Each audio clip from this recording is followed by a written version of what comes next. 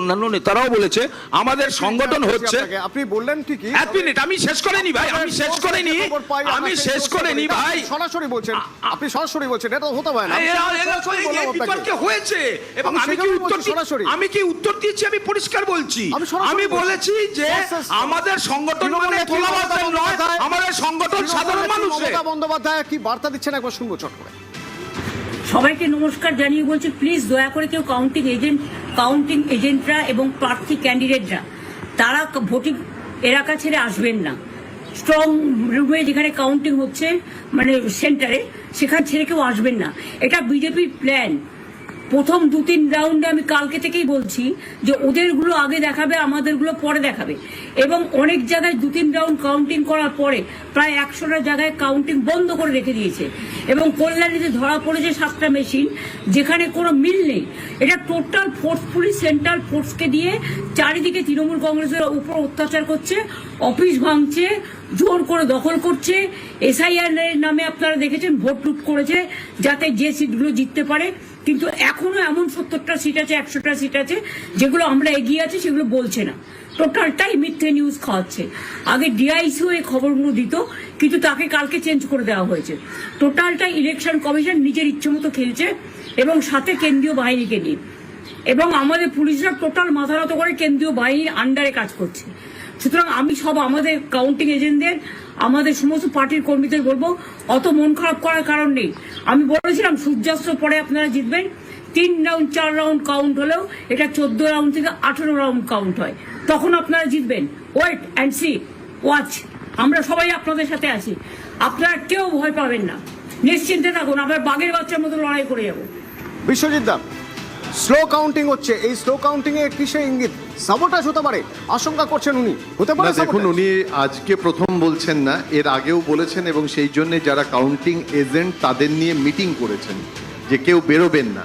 কোথাও একটা নিজস্ব যে ইনফরমেশন আসে সেখানে হয়তো তার কাছে ছিল যে স্লো কাউন্টিং হতে পারে।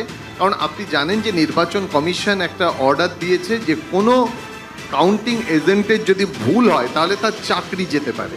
সেই জন্যে আরও অনেক বেশি তারা সতর্ক। এবং যখন থেকে আগে তো আপনি জানেন যে ব্যালটে যখন ভোট হতো সারা রাত চলে যেত, পরের দিন চলে যেত। এবং এখন কি হয়, অনেক তাড়াতাড়ি আমরা রেজাল্ট পেয়ে অভ্যস্ত হই।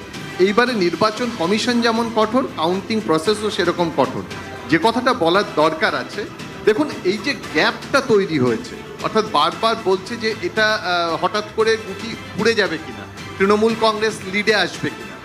এখনো অবধি যে ট্রেন্ড, সেই ট্রেন্ড যে হঠাৎ করে বদলে যাবে এমন নয়। কিন্তু এটা তো ঠিক যে এর যে মার্জিনটা রয়েছে সেটা কমতে পারে, তার সম্ভাবনা আছে।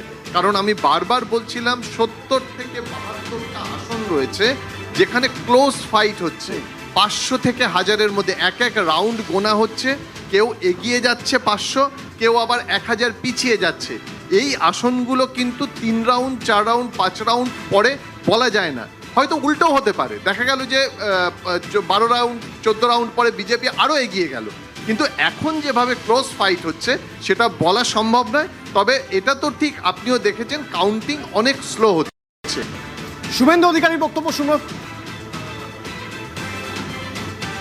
দাদা কি বলবো, সরকার বিজেপি করে ফেলেছে, যাক মিষ্টি খাবেন বিকেল। 75-80 सीट बीजेपी को मिलेगा।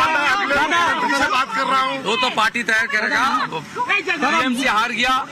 मैं जिसके लिए 2020 से काम कर रहा हूँ पूरा होने वाला है। ममता बनर्जी 77 নম্বর ওয়ার্ডে 8400 লিড আছে উনার।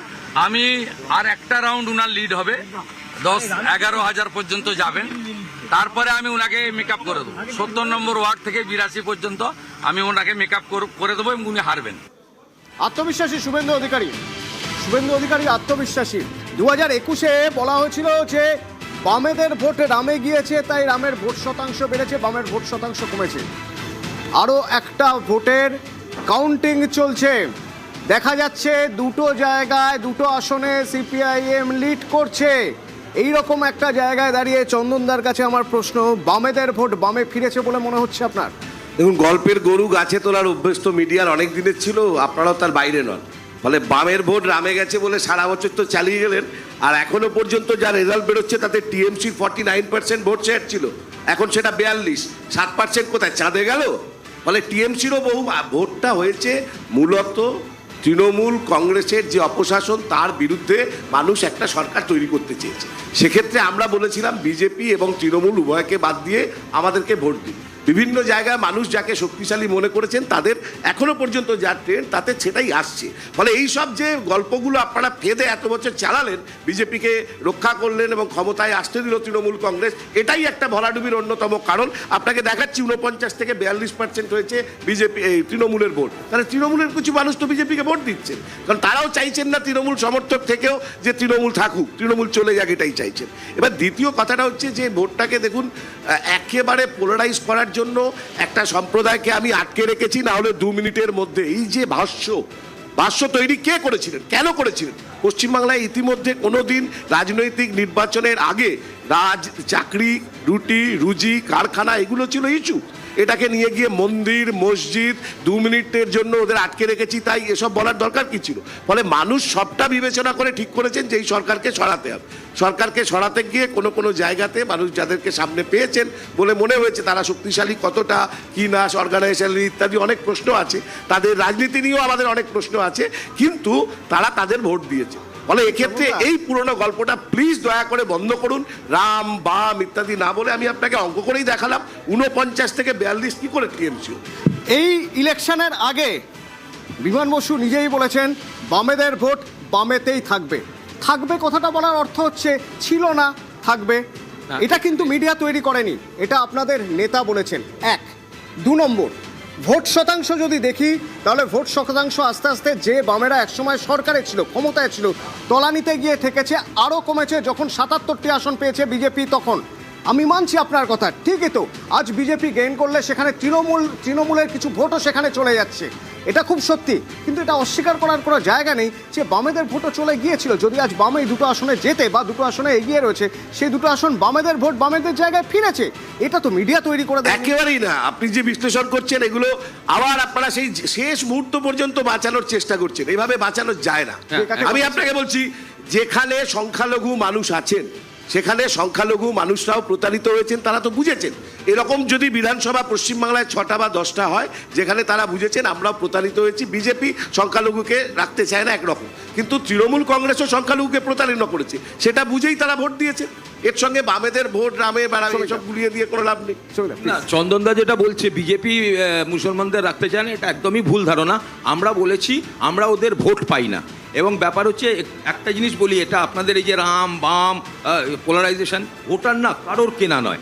এবং আমার এটা বারের যেটা এক তো নিশ্চিতভাবে অ্যান্টি এস্টাবলিশমেন্ট ভোট হয়েছে, যেখানে যারা তৃণমূলের ভোটার ছিল তারাও বিরক্ত হয়ে দেয়নি।